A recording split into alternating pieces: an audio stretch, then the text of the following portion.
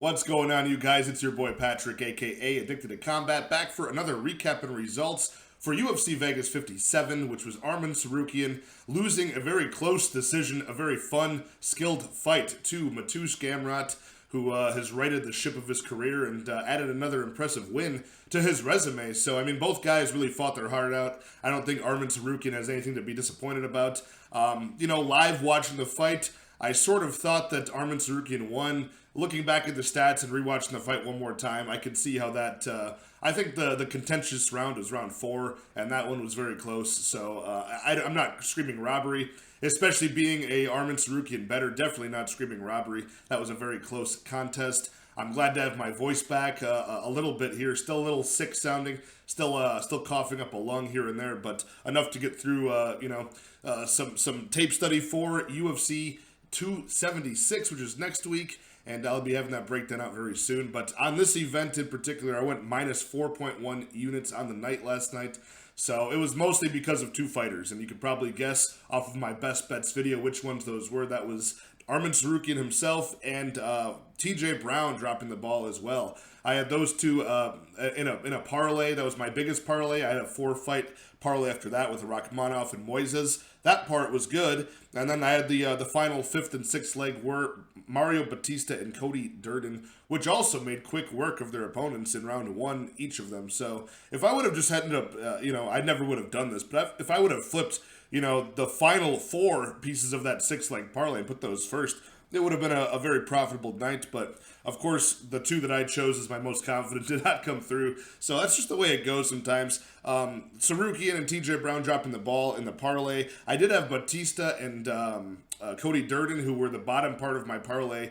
So I'm not really putting that much on. I'm putting like 1 unit on that 6-leg parlay. I had both of them. I paid 1.65 units for Batista to win 1, and 1 unit to win 1.05 units on Cody Durden. I put those 2 in straight bets as well, so that at least cushioned the blow of losing the parlays. All 7.5 units worth of those parlays came crumpling down.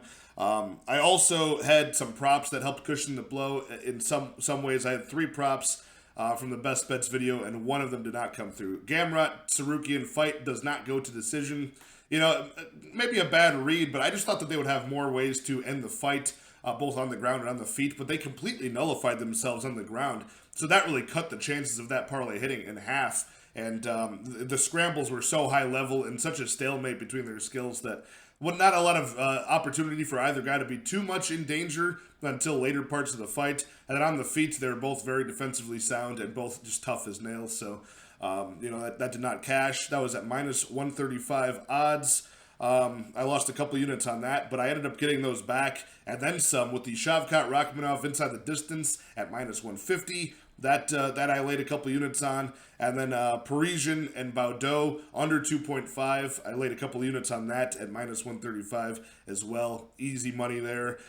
Just knowing that those 2, fat bastards were not going to last until the final, 2.5 minutes of the fight. And then Shavkat Rakhmonov, I was a little bit iffy on that one, I mean, he kept on getting those submissions, right at the end of the bell, and right at the end of the round, I should say, before the bell rang. I didn't think Neil Magny was going to tap to that with 2 seconds left of round 2. I was lucky to have cashed that. I thought he was going to be saved by the bell there, but impressive by Shavkat Rakhmonov. But yeah, starting off the night with, I'll go over the decisions. I know there's a lot of controversy on some of these decisions. First being the first fight of the night, which was Jinyu Fry versus Finessa Demopolis. I mean, that was, I thought that was a clear win for Jinyu Fry. I didn't have any money on it, but I did predict Jinyu Fry to win this probably by decision. And, Finessa Demopolis wins a split decision, and you can kind of gauge. I'm not always in a position these days to watch every single fight live when it happens. It's just, usually in the weekends things are going on. But, I was able to catch every single one of these fights last night, and watching, you can kind of judge how the night's going to go, and you get a feeling of how the judging is going to be when you see these types of fights.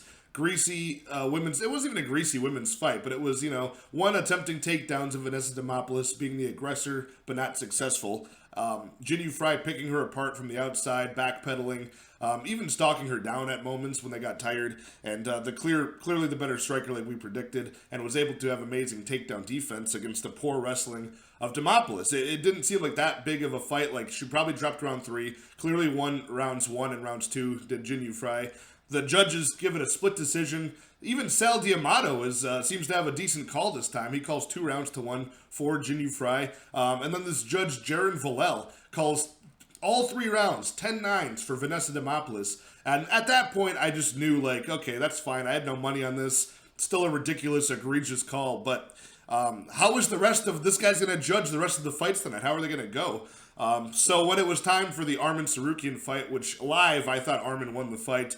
Now in hindsight, rewatching it this morning, you know, I don't see. It was a close fight. I think Gamrot probably deserved to win the fight based on the criteria, based on like damage and things like that, and actually effective striking.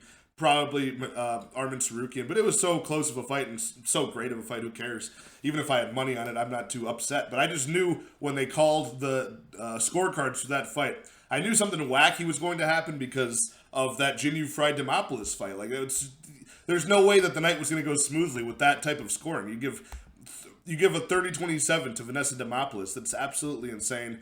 Only one media member out of like the 20 some on MMA Decisions actually gave that fight to Demopolis at all, you know. So that just goes to show you right there, just a really wacky call. Once again, women's MMA, it's just always up in the air for the judges since they don't have the finishing power to always get those finishes. I'm sure we would have wacky decisions like this with the men's fights more if they just didn't have the power to go for finishes all the time. But looking at the media scores for Mateusz Gamrot, Arman Tsarukyan, yeah, it is split. I mean, most media members are calling it for Tsarukyan.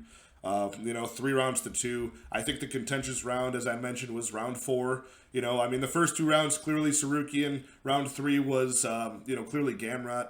And round 5 as well.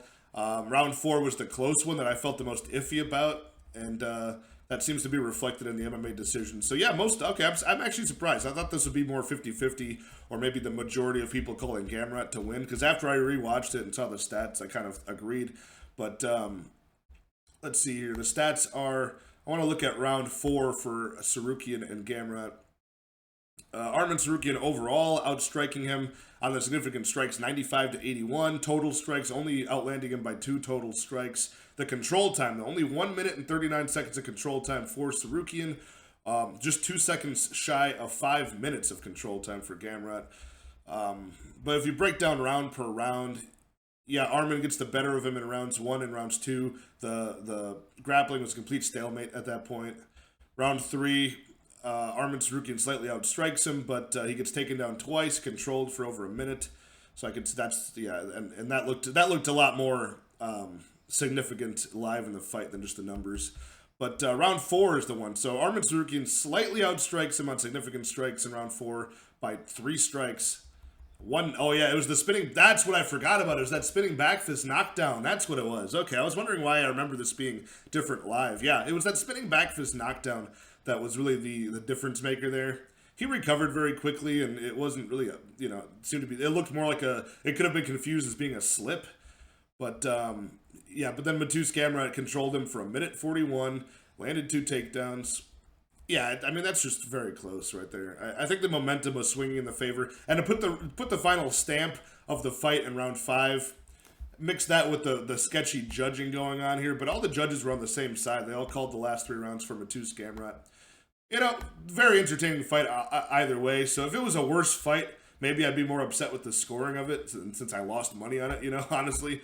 But the fact of the matter is it was such a great fight night that what are you going to do? That was whenever I lose money on like a night like this, that's just like the price of admission to watch great entertainment. So I'm not too upset with it. One critique on my own is that, if you notice these days when I put up my best bets video and just lay out what I'm betting, a lot of it really does hinge, like the success of the night hinges on like 1 or 2 fighters in particular, mostly those top 2 parlays. You probably won't see that. I'll probably take a break off of doing that this week. It's a really big pay-per-view card, a lot of very talented fighters. You got like Pedro Munoz and Sean O'Malley.